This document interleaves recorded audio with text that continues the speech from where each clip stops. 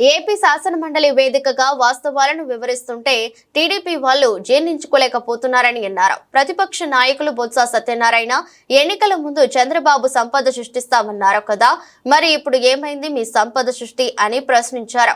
ఇదే సమయంలో deputy CM Pawan Kalyan కు అసలు అవగాహన లేదు. ప్రతిపక్ష హోదా మా హక్కు, సంఖ్యాపరంగా తమకే సీట్లు ఎక్కువ వచ్చాయని పవన్ అంటున్నారు. మాకు ప్రతిపక్ష హోదా ఇవ్వనప్పుడు పవన్ కూటమి నుండి బయటికి రావాలి అని డిమాండ్ చేశారు. అప్పుడు అప్పులు చూమి తీసుకొచ్చారు. మా ప్రభుత్వంలో తీసుకొచ్చింది ఓన్లీ 30,000 కోట్లే. విద్యుత్ ఛార్జీలు పెంచమన్నారు. టోప్ ఛార్జీలు వచ్చి మీరు ఎందుకు వేశారు? దాన్ని ప్రజలకు మీరు సబ్సిడీ చేయొచ్చు కదా డిస్కామ్లకి. మేము చేశాం కదా అప్పుడు మా ప్రభుత్వం ఉన్నప్పుడు 48,000 కోట్లు. మీరు ఆ రూపాయలు చేయొచ్చు కదా. అంతేకాకుండా అప్పులు తెచ్చామన్నారు. వారసత్వంగా అప్పుల్ని మేము ఇచ్చామన్నారు.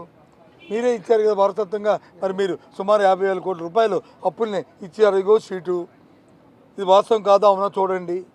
ఒకవేళ తప్పు అయితే తప్పు, మీరు చెప్పింది మమ్మల్ని నిర్బంధించండి.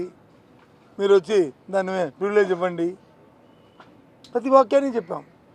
ఈవెన్ ఎన్ఆర్జీఎస్ ఊరికే గొప్పగా చెప్పుకుంటున్నా. ఎన్ఆర్జీఎస్ కూడా 2,400 కోట్లు 14-19లో వాళ్ళు ఇవ్వడానికి బకాయి పెట్టిన నేపథ్యాన్ని కూడా చెప్పాం. 20 సంవత్సరాలు ఈ 5 సంవత్సరాల్లో వైసీపీ పార్టీకి అపోజిషన్ స్టేటస్ రాదు అని చెప్పారు. ఎందుకు రాదు అనేది కూడా ఆయనే చెప్పాడు.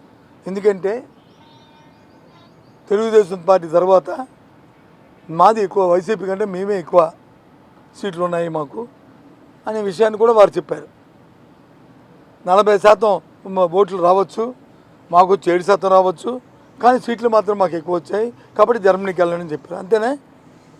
చెప్పారా లేదా? ఏంటి ఆ రోజు నేనేం చెప్పాను?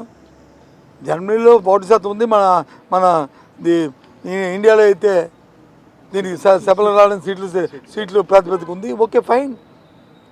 5 సంవత్సరాలు రానంటే ఈయన వచ్చి అధికార పక్షం ఉన్నారు కాబట్టి మా రైట్ అది, ప్రతిపక్షంగా మాకు రావాలి, రెండే పక్షాలు కాబట్టి. లేదు పవన్ కళ్యాణ్ వచ్చి జనసేన పార్టీ కూడా బయటకు ప్రతిపక్షంకి వచ్చామనండి, నో ఇష్యూ. కాబట్టే ఆయనకు అవగాహన లేదనే దాన్ని ఆయన మాట్లాడిన మాట. ఆయనకు అవగాహన లేదు, మరోసారి ఎమ్మెల్యే కదా అని ఆయన మా నాయకుడు బహుశా ఆ అర్థం తీసుకొని ఆయన మాట్లాడాడు. తప్పేముంది? అది అంతకంటే ఇంకో ఉద్దేశం కాదు. అర్థమైందా?